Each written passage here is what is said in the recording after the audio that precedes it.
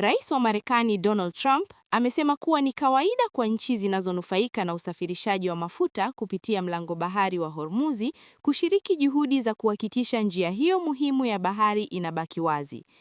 Akizungumza na gazeti la Financial Times, Trump amesema kuwa mataifa ya Ulaya pamoja na China yanategemea kwa kiwango kikubwa mafuta yanayotoka katika Ghuba ya Uajemi, hivyo yana wajibu wa kusaidia kulinda usalama wa njia hiyo ya kimkakati.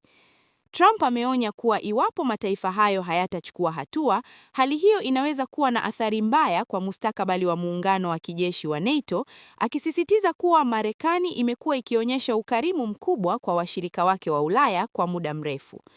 Kauli hiyo ya Trump inakuja siku moja baada ya kuzitaka nchi za China, Ufaransa, Japan, Korea Kusini na Uingereza kuungana katika juhudi za pamoja za kuhakikisha mlango bahari wa Hormuzi unafunguliwa na kuendelea kuwa salama kwa usafirishaji wa kimataifa.